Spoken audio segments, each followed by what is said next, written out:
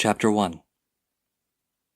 In 1980, I came face to face with the Atlanta child murderer.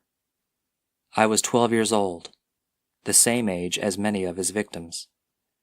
This singular experience not only forever changed me, but actually altered the course of my life.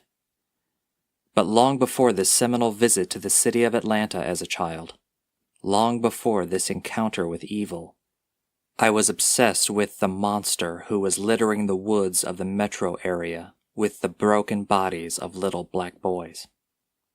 It had begun on July 21st, 1979, when Edward Hope Smith went missing.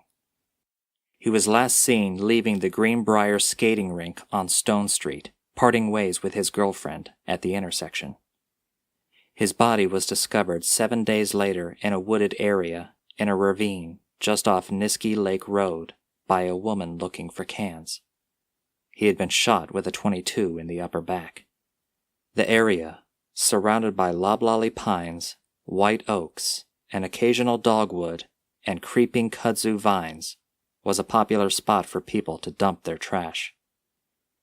It was said that by the time his body was discovered, a vine from a nearby tree had already wrapped itself around the boy's lifeless neck. My obsession had continued through the disappearance and death of Timothy Hill, a 13-year-old boy and friend of an earlier victim, Jojo Bell.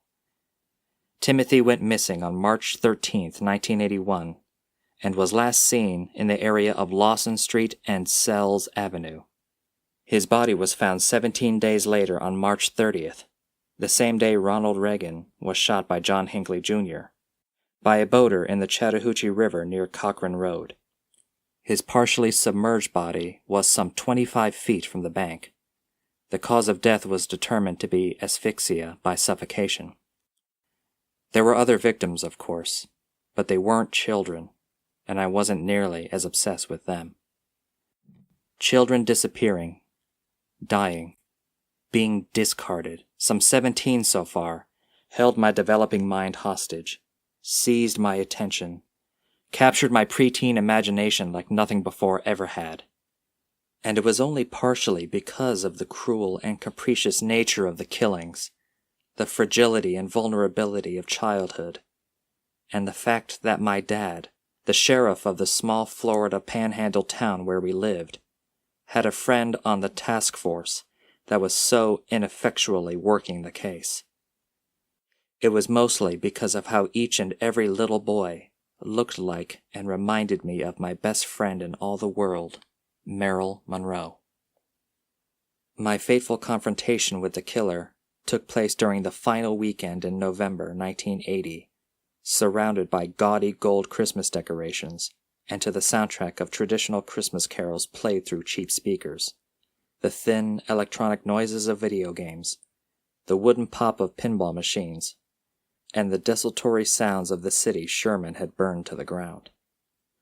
Our parents had brought us to Atlanta on what would be our final family vacation, to stay in the Omni Hotel, to ice skate and shop, to play in the arcade and ride the gigantic escalator to the carnival and the clouds, to experience the spectacle of a hotel that could hold more people than lived in our entire little town.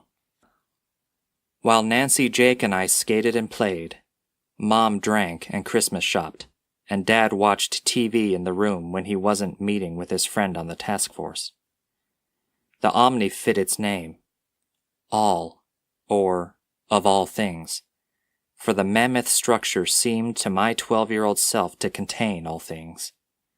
Whether shooting up several stories in seconds in the elevator, or riding the enormous escalator to the fair, or looking out the window of our room at the tiny figures ice skating below, the hotel held so very many larger-than-life and unexpected attractions, and yet retained an open and airy quality of hushed tones and lost sounds into which it seemed everything else in the world could easily fit. Outside the hotel, fear and palpable racial tensions pulsed through the city.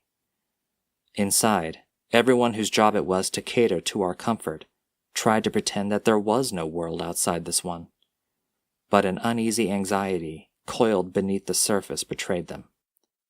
not unlike the one I sensed just behind the strange civility displayed by my parents. It was during the afternoon of our second day that I saw him, the monster dressed like a man. And not just any man.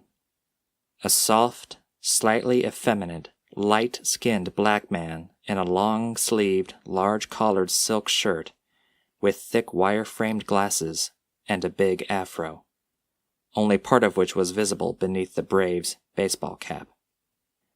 Nancy was teaching Jake to ice skate in the large round rink right in the center of the hotel.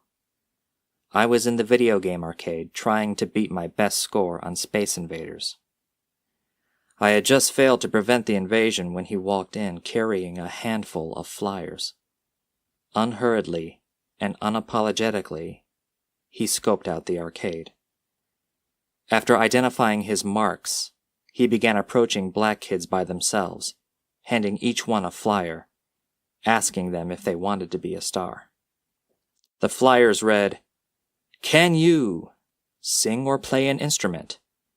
If you are between 11 and 21, male or female, and would like to become a professional entertainer, you could apply for positions with free professional recording acts. No experience is necessary. Training is provided. All interviews private and free." There was something off about the man. Some seeming contradiction between his arrogance and neediness. Something loose and lascivious in the way he moved and looked at kids around the arcade. When he approached a short, scrawny kid of about 10 years old in a blue turtleneck playing a Kiss pinball machine, the kid shook his head without looking at him. "Look at me, little brother," he said. Continuing to play the game with intense concentration, he shook his head again without taking his eyes off the ball. The creepy man then laid the flyer on the glass top of the pinball machine, blocking the boy's view and causing him to lose the turn. "You heard of the Jackson 5, ain't you? You could be like little Michael." That stood out to me, because I had just seen Michael Jackson in a silver and black sequin suit, backlit by a shimmering green light, performing Rock With You in the room before I came down. And he wasn't little anymore. The boy abandoned his game and walked away with his head down. When the dull-eyed, doughy young man followed, I stepped away from Space Invaders and in front of him. "He said he's not interested," I said. "Whoa, little man," he said, holding the hand without the flyers up in a placating gesture. "I'm just trying to help the youth of our city reach their potential." I didn't say anything, just stood there. On the same day all this happened, little Lamarcus Williams was murdered less than 15 miles away from where we were standing at that moment. It would happen just 6 hours later in a place that would come to hold great significance for me. But it would be a full 6 years before I knew anything about it, when it became the first murder investigation I ever conducted. "What's your name, boy?" he asked. He had been leaning back considering me, eyeing me up and down, a bemused expression on his wrinkled black face. I didn't respond, just held his gaze. "Where you from?" he said. "Ain't here, is it?" Anger flashed in his face when I still refused to respond. "Just 'cause I prefer chocolate don't mean I couldn't go for some vanilla," he said. I still didn't respond, just stood there, every muscle in my underdeveloped body tense. I wanted to look around, to see if there were any adults close by who might help, but I didn't want to break eye contact with them. "I can make you talk, little man," he said. "Make you do other things, too." My pounding heart was pumping adrenaline through me, and I could feel myself beginning to shake. He stepped toward me.